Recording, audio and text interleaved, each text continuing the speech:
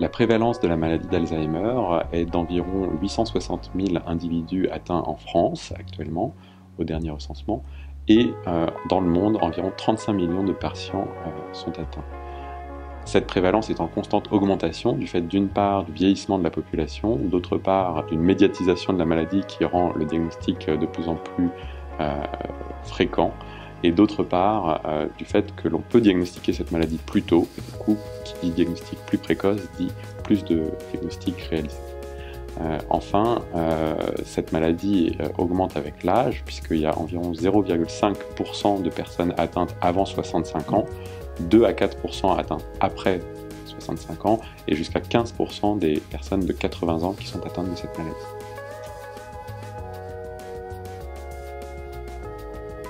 La recherche sur la maladie d'Alzheimer a progressé ces 5 à 10 dernières années de façon notable, surtout en ce qui concerne le diagnostic, puisqu'il est maintenant permis de diagnostiquer cette maladie de façon bien plus précoce qu'auparavant et avec un fort niveau de certitude.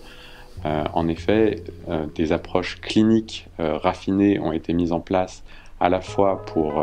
les formes typiques de la maladie, c'est-à-dire pour diagnostiquer les formes amnésiques avec un trouble de mémoire prédominant, mais également les formes atypiques de la maladie qui commencent par un autre trouble cognitif, par exemple un trouble du langage ou de la gestuelle.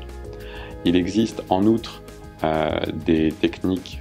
paracliniques, c'est-à-dire des examens d'imagerie ou bien biologiques, par exemple par ponction lombaire, qui permettent d'analyser des marqueurs assez spécifiques de la maladie, notamment des protéines qui s'accumulent anormalement dans le liquide céphalorachidien, qui est donc le liquide extrait par la ponction lombaire. La recherche clinique concernant la maladie d'Alzheimer au sein de l'ICM a deux aspects. D'une part, un aspect diagnostique sur des cohortes de personnes atteintes de cette maladie chez lesquelles on analyse des marqueurs dont je viens de vous parler pour diagnostiquer de plus en plus tôt et de plus en plus précisément cette maladie. Et d'autre part, il y a également une recherche thérapeutique où on essaye de nouvelles molécules pharmacologiques au sein du centre d'investigation clinique de l'ICM.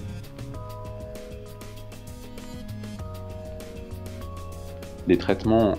validés existent dans cette maladie. Il s'agit de 4 molécules qui sont des traitements symptomatiques, c'est-à-dire qui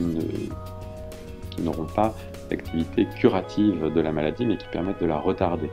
Il existe en outre d'autres approches non médicamenteuses qui permettent de retarder la maladie et d'améliorer les symptômes et le confort de vie des patients et des familles, notamment l'orthophonie, les accueils de jour. En ce qui concerne les approches curatives, il existe actuellement de nombreuses pistes, dont la principale est une approche vaccinale, c'est-à-dire qu'on injecte des anticorps dirigés contre les protéines anormalement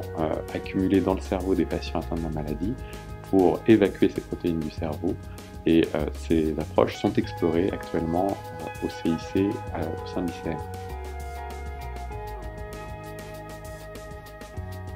Les principaux espoirs à l'heure actuelle autour de cette maladie sont thérapeutiques et on pense qu'une molécule sera validée dans les quelques années à venir.